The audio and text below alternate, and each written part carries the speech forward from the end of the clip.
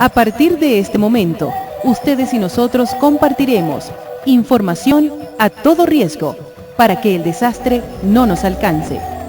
Saludos, buenas tardes para todas y todos, bienvenidas y bienvenidos al programa Información a todo riesgo, que todos los viernes de 4 a 5 de la tarde nos acerca a los temas sobre la gestión de riesgos de desastres.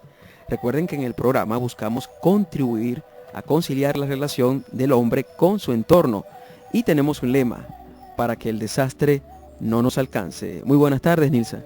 Saludos, Adelfo, saludos también a todos nuestros oyentes. En el programa de hoy trabajaremos para todos ustedes Andrés Plusca, quien se ocupará del control técnico de este espacio. De la edición y el montaje se ocupa Gerardo Montes. La jefatura de programación tiene al frente a Marcolina Castillo. En la dirección de la FM 100.9 se encuentra Enrique Torres. Como asesor de los contenidos del programa nos apoya el doctor Alejandro Liñayo y en la asistencia de producción el profesor Iván Chacón. Estaremos como productores y moderadores quien les habla, Adelfo Solarte con el CNP 8965 y Nilsa Gulfo con el CNP 6779. Les recordamos que el programa llega a todos ustedes gracias al apoyo del Centro de Investigación en Gestión Integral de Riesgos SIGIR y de la Fundación para la Prevención del Riesgo Sísmico Fundapris. Estas instituciones reciben el respaldo de la empresa Total Oil and Gas Venezuela. Igualmente les indicamos que hay varias formas de establecer contacto con Información a todo riesgo. Una de ellas es sintonizando su radio todos los viernes de 4 a 5 a través de la señal de Éxitos 100.9 FM, tal como lo está haciendo. También puede hacerlo mediante internet accediendo a la dirección éxitos109fm.com.ve, es decir, que nos puede escuchar en Mérida, en Venezuela o en cualquier parte del mundo por este canal de internet. Igualmente, si desea acceder a los programas grabados de Información a todo riesgo, puede hacerlo ingresando a la dirección www.sigir.org. En la sección novedades de esta página del SIGIR, usted puede encontrar allí programas desde hace un año que estamos en el aire. Bueno, todos los programas están allí accesibles a usted. Adelfo, también pueden escribirnos a nuestro correo a todoriesgo@sigir.org. Y así damos inicio hoy viernes 25 de noviembre al programa número 55 de Información a todo riesgo. Y este programa número 55 lo vamos a dedicar a uno de los espacios fundamentales de la ciudad. Cuando uno ve una imagen de Mérida, cuando tiene uno la posibilidad de ver esas imágenes aéreas, una vista amplia de Mérida, se ve que hay un elemento distintivo, una franja verde, una especie de columna vertebral que define el espacio urbano de la ciudad de Mérida. Es el Parque Albarregas. Y desde el Parque Albarregas se puede hacer también una lectura, Nilsa y amigos oyentes, del tema de la gestión integral de riesgos de desastre. ¿Cómo así? Bueno, precisamente hoy vamos a tratar el tema desde esa perspectiva y por eso hemos titulado el programa Parque Albarregas, gestionar el riesgo de norte a sur. Para ello tenemos ya lista nuestra primera sección. Con los especialistas. Adelfo, sí, y para que nos hable de este importante tema tendremos como invitado al geógrafo Alberto Pérez Maldonado. Él es investigador y docente del Centro Interamericano de Desarrollo e Investigación Ambiental y Territorial, CIDIAT. También es profesor de la Universidad de los Andes y viene a nuestro programa como coordinador técnico del proyecto ULA Parque Albarregas. Sí, buenas tardes, profesor Alberto. Muy buenas tardes. Un gusto verlo por acá. Y bueno, también hay que decir que el profesor Alberto pues tiene una vinculación muy estrecha con varios posgrados, entre ellos el posgrado de Desarrollo Urbano Local de la Facultad de Arquitectura, también con las facultades de Geografía y Derecho, lo cual pues lo hace un profesor universitario de los más activos. Pero además de eso, bueno, tiene una gran responsabilidad. Yo diría que la figura emblemática para los merideños con respecto al Parque Albarregas. Vamos a decirlo así, es como el rostro del Parque Albarregas desde el punto de vista humano. Entonces nos gusta mucho que usted esté aquí y que nos pueda contar de estas cosas, profesor. Bueno, gracias Adelfo y Nilsa por habernos invitado. Yo creo que es un momento propicio para nosotros el dar a conocer esa visión que se tiene sobre el Parque Metropolitano de Albarregas, sobre todo cuando estamos haciendo entrega de la conclusión de un proyecto intercomunitario que hizo la ULA desde hace un par de años. El próximo lunes a las 3 de la tarde hay toda una entrega formal de de todas unas propuestas de actuaciones en el Parque Albarregas. O sea que llegamos en buen momento. Es muy buen momento. Muy oportuno muy entonces que estemos hablando hoy viernes de esto. Profesor, comencemos haciendo primeramente para todos nuestros amigos oyentes una caracterización del Parque Metropolitano Albarregas. Porque pensamos nosotros que a veces puede existir todavía cierta confusión en algunos cuando escuchan la palabra Parque Albarregas y se remiten a lo mejor a ese espacio que está ahí ubicado frente al mercado principal, que, bueno, ese es el Parque Albarregas, ese pedacito hay unas sillitas. No, el Parque Albarregas es otra cosa y usted nos lo va a explicar. Sí, el Parque Albarregas es un área muy estratégica de la ciudad que está asociada a lo que es todo ese corredor del río Albarregas a lo largo de la ciudad. El río Albarregas en sus 32 kilómetros que tiene desde que nace hasta que confluye al Chama, atraviesa la ciudad en 22 kilómetros. Desde que entra en Santa Rosa hasta que sale a la Don Luis, eso fue desde los años 70 protegidos con una serie de figuras que creó inicialmente la Alcaldía de Libertador y luego en el año 82 a través de un decreto presidencial se crea un área crítica con prioridad de tratamiento, Parque Metropolitano Albarregas. El próximo año se cumplen 30 años de haber sido decretada 602 hectáreas de la ciudad asociadas al río Albarregas.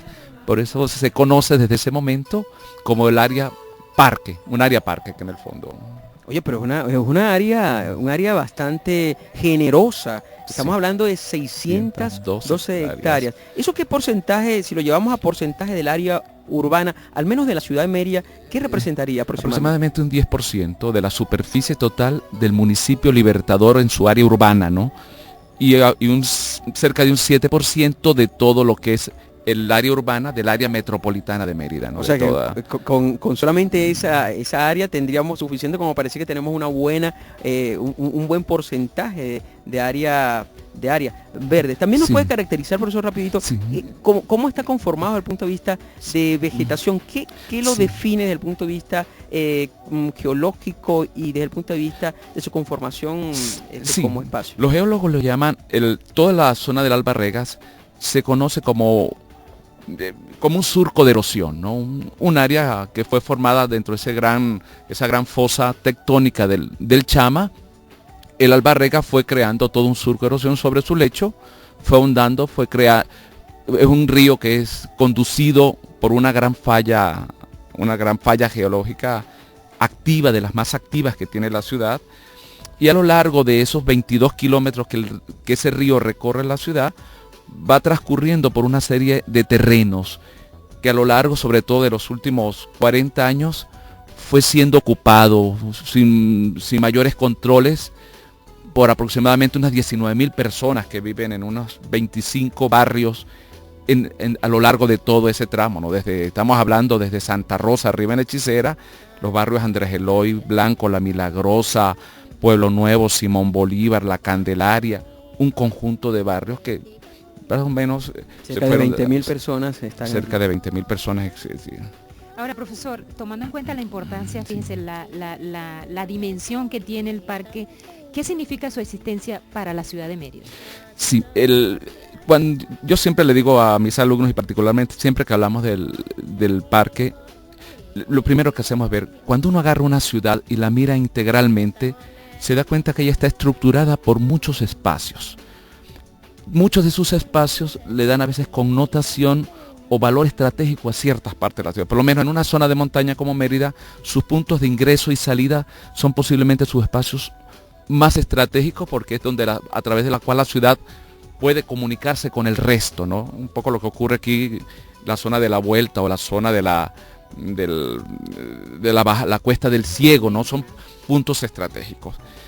Pero hay otros espacios que son como muy determinantes, que a lo mejor han estado ahí y la ciudad nunca los ha valorado, que es un poco lo que ha ocurrido con el Parque Albarregas, que lo que le ofertan, la gente lo que ve, hay más de 300 hectáreas de bosques, ¿no?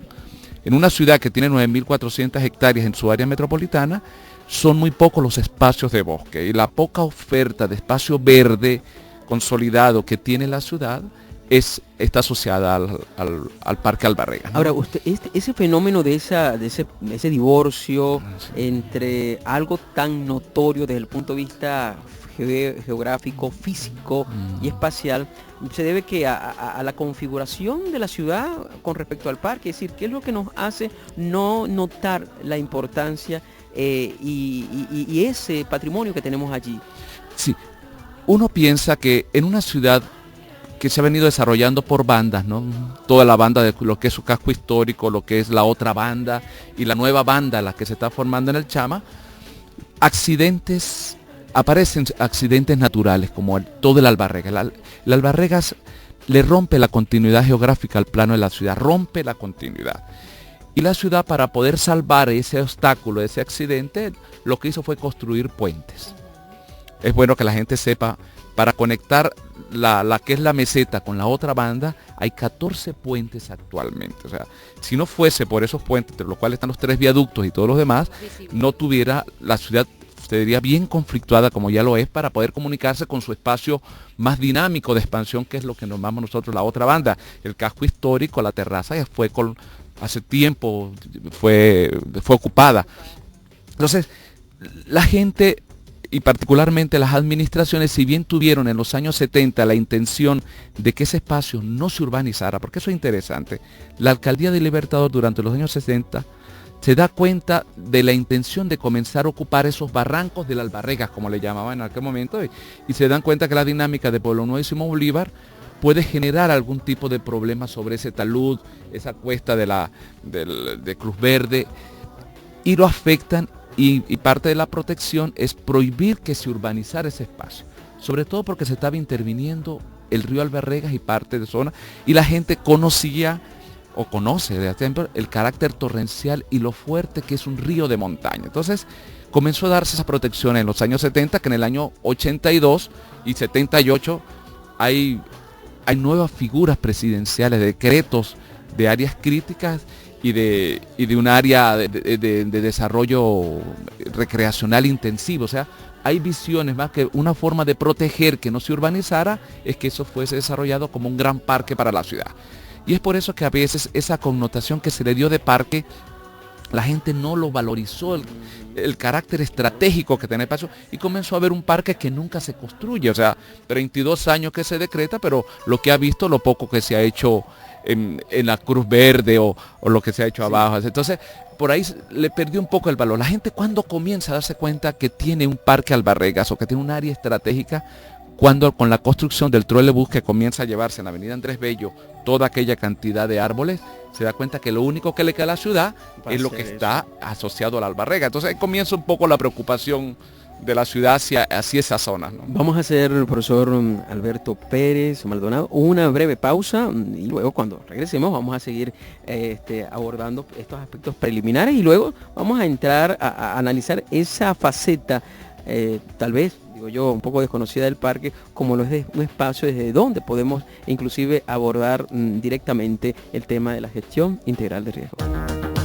Información a todo riesgo llega a ustedes gracias al respaldo del Centro de Investigación en Gestión Integral de Riesgos, CIGIR, una innovadora fundación con sede en la ciudad de Mérida que promociona y desarrolla proyectos dirigidos a la reducción del riesgo y la preparación y el manejo de desastres. Bien, de vuelta en Información a todo riesgo a través de Éxitos 100.9. Hoy viernes en nuestro programa 55, echando una mirada sobre el Parque Albarregas, gestionar el riesgo de norte a sur. Esto lo decimos porque el Parque Albarregas es define la configuración de Mérida desde el punto de vista físico, urbano, y desde allí se puede hacer una lectura bien importante de este tema que, como ustedes saben, es el que origina pues la información que nosotros intentamos cada programa buscar por acá.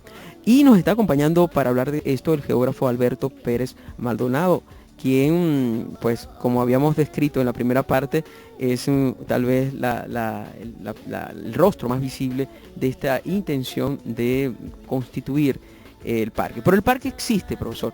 Es bueno decirlo, o sea, el parque metropolitano existe. Como territorio existe, exacto, desarrollado en pequeñas porciones, pero el parque es una realidad de la ciudad. Exacto, no es que tiene que haber unas caminerías y una cosa, o sea, esos son otros elementos agregados para acceder a él, pero el parque existe. Esto es bueno insistirlo a todos los que nos están oyendo, que el parque no, pero es que yo no he visto que han construido ninguna bancas para sentarse. O sea, esos son otros elementos, pero el parque como área existe. Así es, Adelfo. Pues yo quería preguntarle al profesor Alberto, ¿cuál es la estructura que se ha concebido sobre la existencia del parque? ¿Quién lo administra? ¿A quién pertenece el parque? Sí, posiblemente el problema de que el parque no se haya desarrollado como lo crearon aquellos decretos es que se le concibió tantas figuras como administradores. Desde los años 70 su administrador natural era la Alcaldía de Libertador. En el año 78, con el decreto de área crítica con prioridad de tratamiento, te dice que su administrador es el Ministerio del Ambiente. En el año 82, con un área de recreación intensiva, Parque Albarregas, su administrador es Imparques. Y resulta que por agregación se incorpora en el municipio Campo Elías, entonces aparece la alcaldía. Entonces son 4, si desde los años 70 el parque es competencia casi de 4 organismos, 2 nacionales y 2 locales. Organismos que nunca se han puesto de acuerdo, nunca llegaron a valorizar el carácter del parque. A lo mejor el que más se aproximaba era la Alcaldía Libertador, que inclusive llegó a crear una oficina Parque Albarregas para aumentar y aprobó una ordenanza de uso del Parque Albarregas, ¿no? Por allá por los años 2000. Entonces, el problema era eso. Entonces, es importante ahora sí retomar un poco. La ULA comienza a involucrarse en el proyecto. Aparece la ULA como un gran interesado en el desarrollo del parque. ¿Por qué? Porque de las 602 hectáreas que son afectadas con este tipo de figuras de protección, cerca de 140 son propiedad de la ULA. O sea, la ULA es el gran propietario de ahí.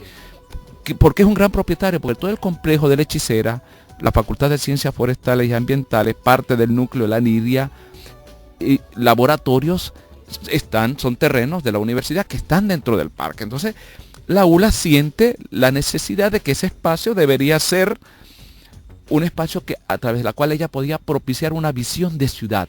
Porque ese es un problema. O sea, cuando se mira la ciudad en su desarrollo urbano, ha costado mucho imaginarla, ¿no? ¿Cómo poner una ciudad para el siglo XXI? Entonces, una forma, entonces la ULA comienza a hacer ver, era el Parque Albarregas, el gran regalo para Mérida. Era a partir del parque comenzar a ver la ciudad. Una ciudad complejísima, muy congestionada en su funcionamiento, muy complicada, muy inestable en sus sitios.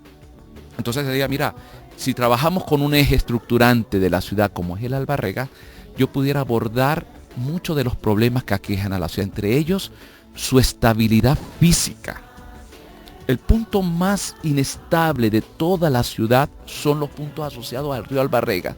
Cuando ha habido terremotos en la ciudad, donde ha fallado la terraza, ha sido siempre asociada a sitios del Albarregas.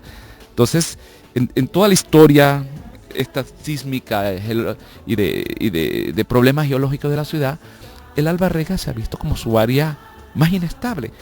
Cuando la miro ahorita, en el año 2011, me doy cuenta que yo dependo de 11 puentes para pasar para el otro lado de la ciudad, que de esos 11 puentes, 6 tienen ya problemas estructurales.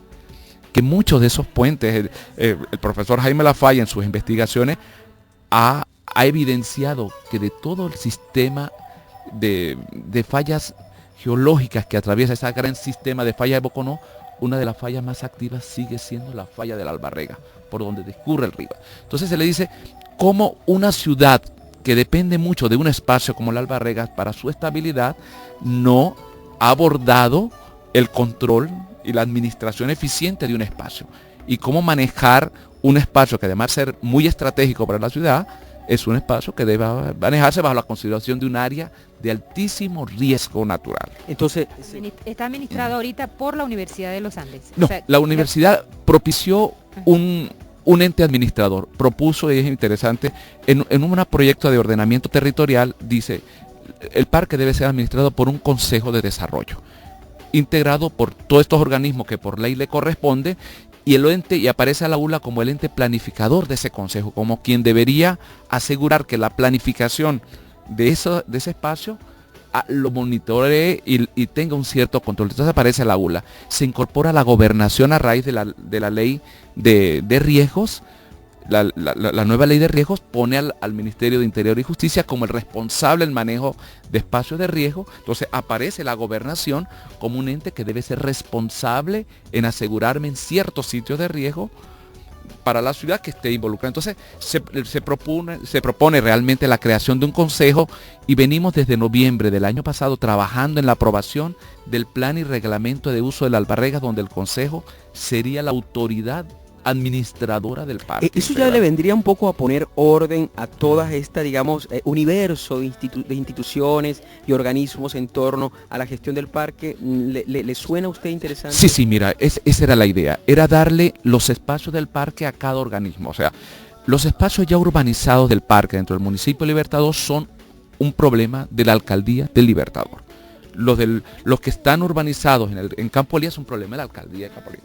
Los espacios de riesgo, como son los viaductos, los puentes, todas esas áreas deben ser responsabilidad de la gobernación del Estado. El saneamiento ambiental del río debe ser responsabilidad del Ministerio de Ambiente. El desarrollo de los parques, de los espacios que tienen condiciones para ser desarrollados como parque de recreación, es del Instituto Nacional de Parques y de las alcaldías. Y la planificación en general de esa zona, lo lógico, creímos que en más condiciones tenía, era la universidad, 226 años, 3.000 profesores que saben de eso, organizaciones, lo lógico, y siendo el gran propietario, lo lógico es que la ULA debería velar también por un espacio. Y así, ese consejo es bueno que sepa, eso está a un nivel bastante elevado ya de Procuraduría General de la República, ¿no? En cualquier momento se debe aprobar el plan y reglamento de uso del Parque Albarregas. Eso es una buena noticia, ¿no? Mirando a futuro. Vamos a hacer, profesor, una breve pausa, y cuando vengamos, bueno, vamos a explayarnos un poquito en todas estas consideraciones que usted nos ha asomado sobre el tema, porque fíjese, aquí tenemos que entre las líneas prioritarias de actuación del proyecto que dirige Pamalva está la restauración ecológica, la habilitación urbana, la promoción del capital social, la apropiación del parque como espacio público, la participación de la iniciativa privada, la investigación y la educación, y destaca también la prevención y atención de riesgos. Vamos a desarrollar esto cuando regresemos de esta pausa. Investigación, formación de recursos humanos y divulgación del conocimiento científico. 3 pilares fundamentales del trabajo que desarrolla el Centro de Investigación en Gestión Integral de Riesgos, SIGIR. Puedes contactarnos a través de la dirección electrónica www.sigir.org.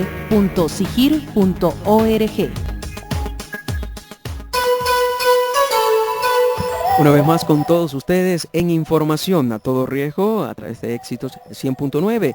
Hoy estamos hablando del Parque Albarregas, gestionar el riesgo de norte a sur, es el título de la sección de entrevista, para la cual nos está acompañando el amigo profesor, destacado investigador y activo miembro de la Universidad de los Andes, Alberto Pérez Maldonado, ¿verdad? El profesor nos explicaba que, bueno, ciertamente al parque, primero hay que verlo cuando hablamos del tema de la gestión de riesgo como un área donde cuya caracterización lo coloca como una, dentro de las categorías de espacios donde hay posibles amenazas concretas debido a que allí está la falla de Albarregas desde el punto de vista sísmico, es un espacio también desde el punto de vista geológico con una alta inestabilidad, pero es en ese siempre doble cara que tiene el Parque Albarregas, porque además de atravesar la ciudad y partirla en dos como si fuera una torta, entonces uno dice, bueno, en vez de propiciar acercamiento, lo corta. No, el parque ya hemos estado viendo que también tiene un gran potencial para ayudarnos en esa visión que debe ser gestionar el riesgo. ¿Cómo puede ser un espacio que está poblado de amenazas y de riesgo? ¿Cómo puede ser también a su vez un espacio propiciador de iniciativas para gestionar precisamente esos peligros? Sí, es interesante tu pregunta. O sea, viendo que el Parque Albarregas es más que un área para parques, un poco lo digo.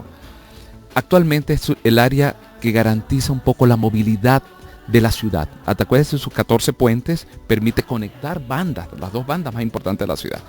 Ese valor estratégico que tiene el parque se acentúa mucho más cuando se estudia a toda la ciudad como un gran espacio de altísimo riesgo.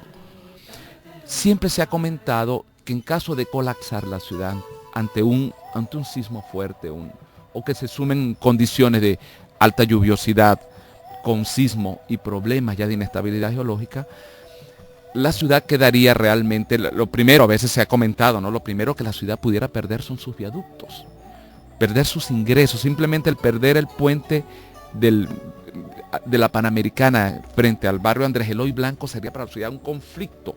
Todos los días de esta vida ingresan por la vuelta de Lola cerca de 6.000 vehículos que ingresan a la ciudad. De esos 6.000 vehículos, 4.000 buscan ese puente para irse hacia los próceres y eso. Es igual como la gente por la Cuesta del Ciego, todos los días de esta vida suben cerca de 30.000 vehículos.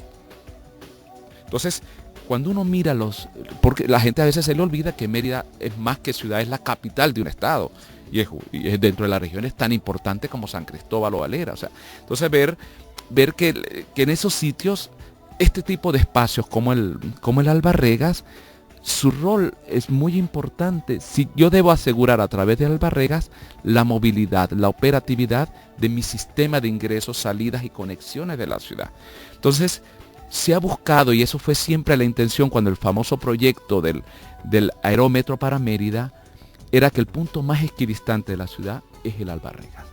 Esta es una ciudad muy angosta, su punto más ancho no llega a tener 1 kilómetro, y el Albarregas siempre está entre los 400, 500 metros de cualquiera entre los próceres. Entonces, si yo quisiera conectar la ciudad y mejorar su movilidad, lo puedo hacer peatonalmente. La ciudad transversalmente es plana.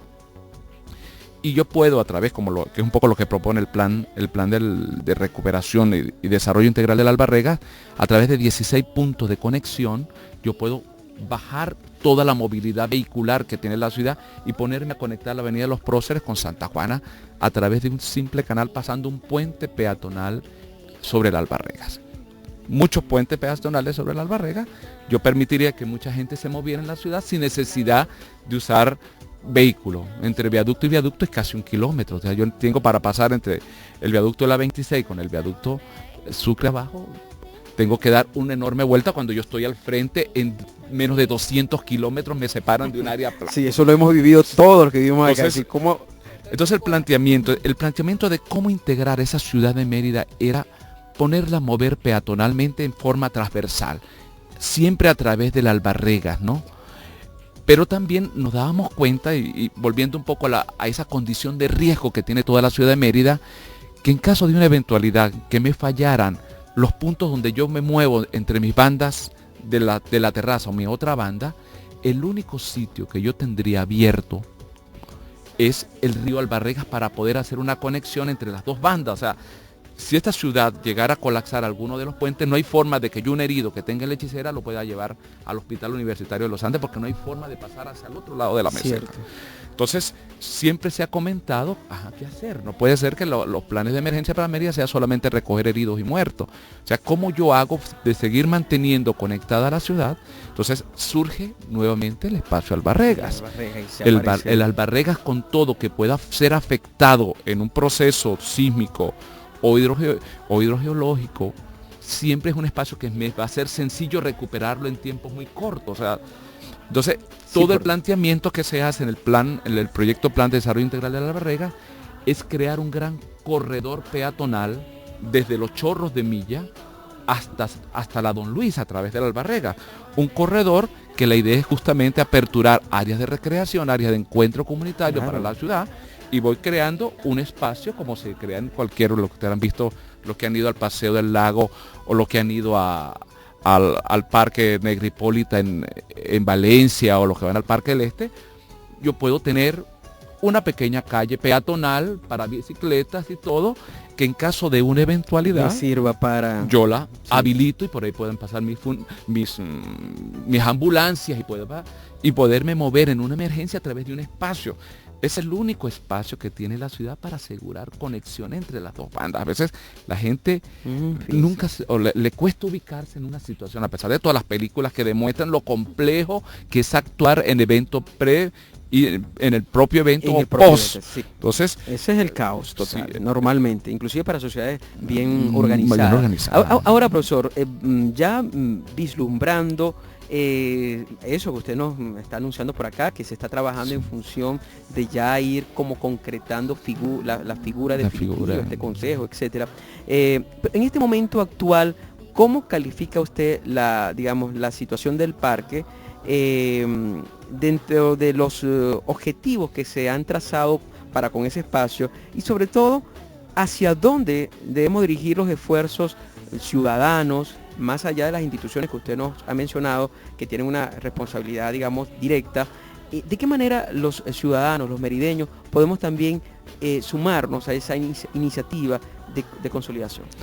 Sí, mira, desde que iniciamos el proyecto Parque Albarregas a finales del año 2006, la ULA creó una oficina para hacer ese proyecto, ¿no? La oficina ULA Parque Albarregas en el año 2007, que la creó el Consejo Rectoral. Bueno, se hicieron todos estos proyectos. Todos estos proyectos siempre fueron avalados por el Consejo Universitario y se comenzó a buscar integrar a todos los organismos que correspondieran, las gobernaciones, las alcaldías. Todas las propuestas de actuación en el parque se fueron comunicando a los organismos que tienen que ver con la actuación. Siempre se le entregaba, cuando se estaban haciendo los presupuestos anuales, se le decía, mira, hay todas estas actuaciones que deben hacerse sobre el Parque Albarregas. Se le decía al MTC, mira, de 14 puentes tiene 6 que tienen problemas de base. Actúa sobre ellos. Se le decía al ministerio, mira, tienes que canalizar tantos metros lineales de zonas donde el río Albarregas o el río Milla está socavando vialidad, está desmontando, está desestabilizando zonas donde habita gente. Se le ha venido diciendo qué hacer, ¿no? Eso ha sido un trabajo bastante difícil porque la gente está como muy apática a oír cosas como estas, desgraciadamente, y hay que reconocerlo. ¿Qué hicimos? ¿Qué hizo la ULA? Ha concentrado todo su esfuerzo en intentar de demostrarle a la ciudad, a través de un ejemplo como es el Jardín Botánico de Mérida, un espacio recreacional consolidado de 11 hectáreas, que la gente lo puede ofertar, es ver cómo algo como el jardín yo lo puedo repetir en 3, 4 partes de la ciudad. Y a que a lo largo de ese tipo de espacio yo puedo conectar la ciudad por arriba con puentes peatonales, yo puedo conectar en espacios. Imagínate, estuviésemos ganando superficie fácilmente, la ciudad puede adquirir unos 6 kilómetros lineales completos de áreas de parque, áreas de recreación, donde yo pueda pasar de repente, puedo pasar tranquilamente de los Sausales, pueda pasar a la avenida Tulio Febres peatonalmente usando un jardín y rápidamente en tiempo de 10, 15 minutos sin tener que montarme en un vehículo. Entonces, y disfrutando de la belleza que tiene, ¿no?, ese parque, porque el parque es bello. Es bueno que la gente a veces le ha costado valorizar el parque porque la gente no miraba para los barrancos, ¿no? Como no miraba uno hacia el Chama cuando comenzó. Entonces, esa es una realidad de la ciudad.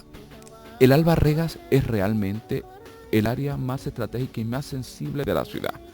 Si el río Albarregas sigue socavando la terraza por su margen izquierda, como lo está haciendo, muy pronto puedo colapsar muy cerca de la Plaza de Milla, donde tengo el Colegio Sagrada Familia, el colegio yo puedo perder la avenida 1 en un punto importantísimo de la ciudad, que es muy cerca de la Plaza de Milla. ¿Se imaginan que yo perdiera, se me terminara de deslizar ahí y yo no pueda bajar ahí, llegar a la Plaza de Milla? Todo el tráfico tendría que desviarlo por donde está el grupo escolar Vicente Dávila. ¿Te imaginas? 3.000 carros intentando, 4.000 carros intentando subir y bajar por la... Imaginárselo. Entonces, ya dolor de cabeza. Pensar eso, que yo pierda, como le comenté, el puente de la Panamericana arriba del Andrés Eloy, que yo pierda un viaducto, o que yo simplemente me colapse el puente en Los Curos.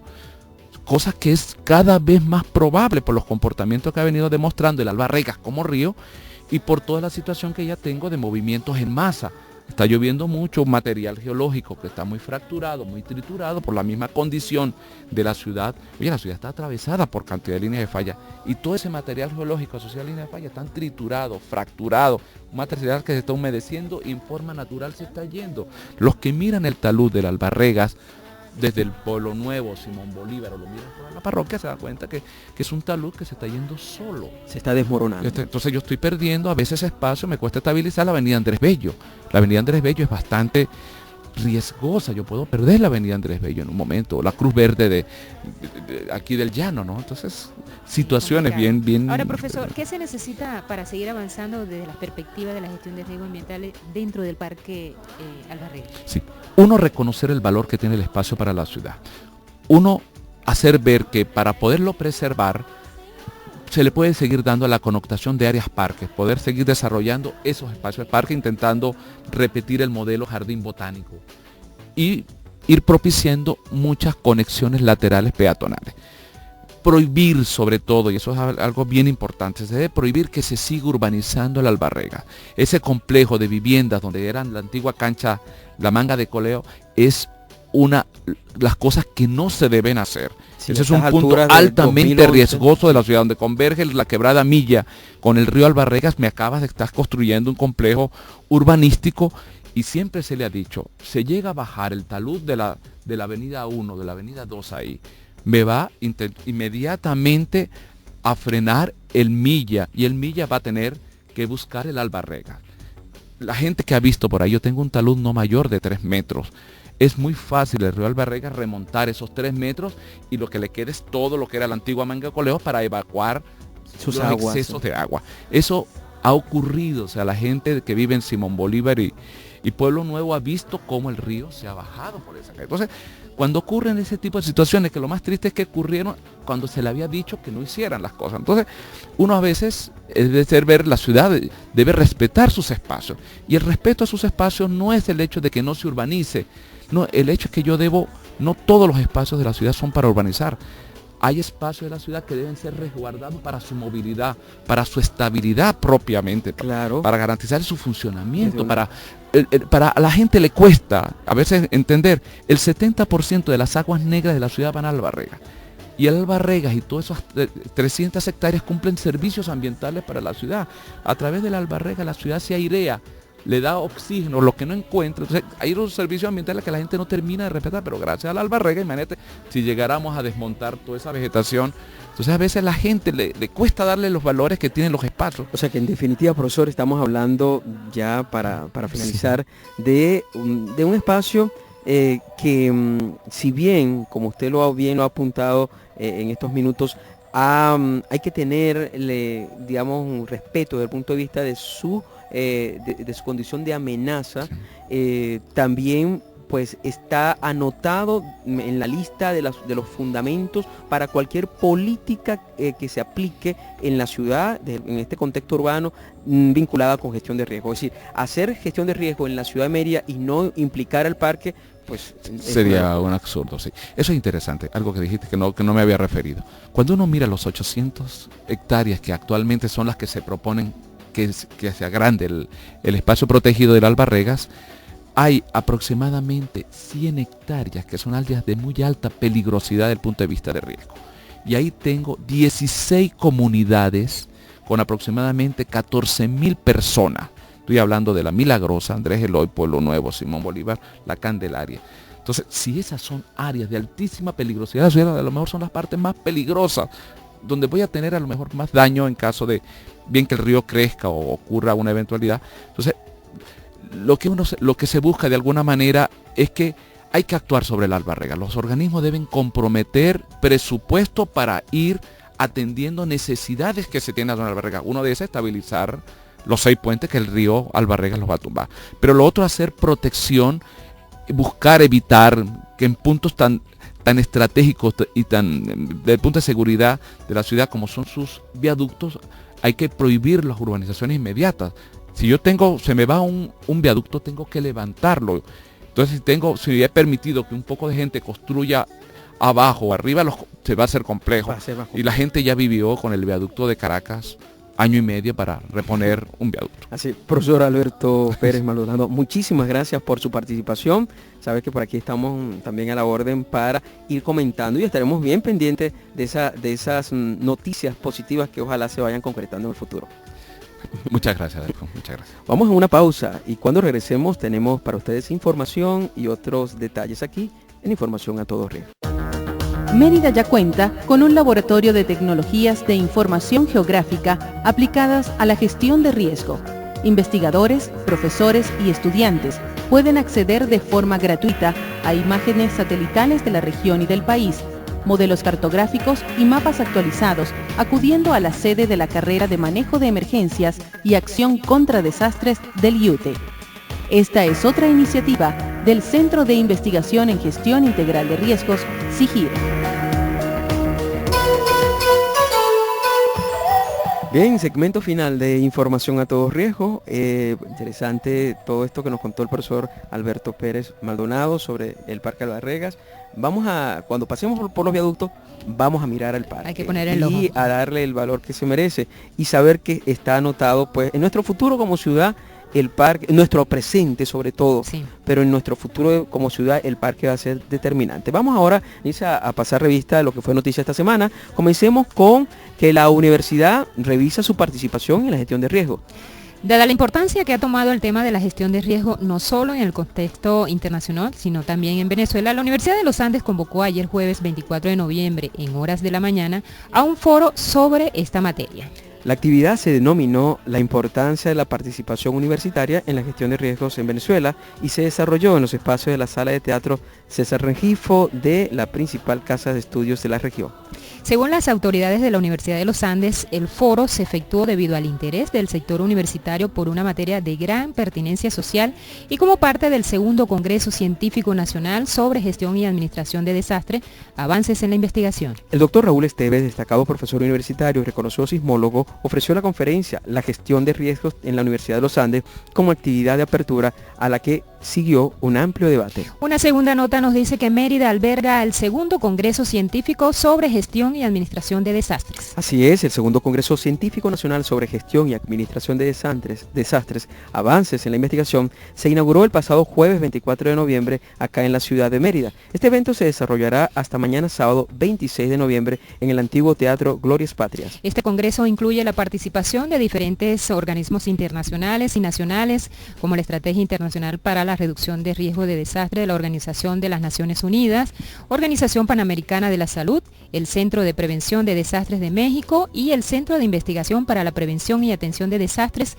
Emergencias y Gestión de Riesgo de Colombia. Igualmente participan representantes de Chile y Argentina, por lo que se aspira que los planteamientos a debatir se enriquezcan precisamente de esta participación internacional. Carlos Landaeta, principal organizador de este evento, afirma que la idea en esta ocasión es generar un espacio académico de alto nivel para la presentación de trabajos de investigación en la gestión de riesgos de desastres. Indicó el organizador que también se ha dispuesto un panel de expertos, hecho que se considera de suma importancia porque es una de las pocas veces en Venezuela que se motiva y presentan trabajos de investigación de corte estudiantil y profesional en la gestión de riesgo. Una tercera nota nos dice que expertos internacionales debatieron sobre el riesgo y la ciudad sustentable. Así es, el pasado miércoles 23 de noviembre se realizó en la ciudad de Caracas el evento Ciudad Sustentable, la gestión ambiental y de riesgos como promotora de desarrollo. Esta importante actividad fue convocada por la Alcaldía de Chacao con motivo del aniversario número 13 del Instituto de Protección Civil y Ambiente de ese municipio.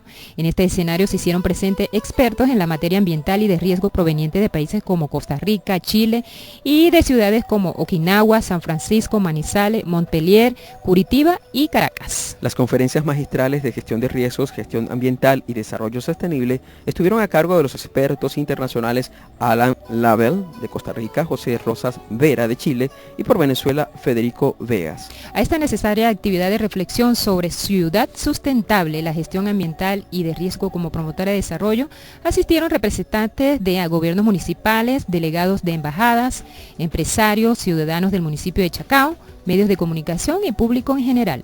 Una cuarta y última información, comunicadores analizan su papel en la reducción de riesgos de desastres. Sí, Adelfo, hoy viernes se está desarrollando la primera jornada de actualización para periodistas denominada El papel de los comunicadores sociales en la reducción de riesgo de desastre. Una de estos eventos colaterales del segundo Congreso Científico Nacional sobre Gestión y Administración de Desastres, Avances de la Investigación. Las ponencias de esta jornada de trabajo fueron asumidas por Margarita Villalobos, quien es oficial de información pública de la Estrategia Internacional para la Reducción de Desastres de la Organización de las Naciones Unidas. Y bueno, también participan la doctora Argelia Ferrer, quien es investigadora y profesora en periodismo científico y comunicación para el desarrollo de la Universidad de los Andes, quien revisó el tema de los riesgos y desastres en la comunicación para el desarrollo. El ingeniero Juan Murria, director del Centro de Investigación de Riesgos de la Universidad de Falcón, y nuestro compañero Adelfo Solarte, investigador del SIGIR, completaron el panel. Sí, así fue. Vamos ahora a nuestra próxima sección. Agenda de la semana. Bien, en agenda, recordarle precisamente que estamos en tiempo de formación de comunicadores. Bueno, tenemos prevista una reunión del grupo de comunicadores por la gestión de riesgos, que es un grupo que se está conformando acá en Mérida. Decimos comunicadores más allá de los periodistas, quienes son los principales interesados, pero está abierto a todo comunicador.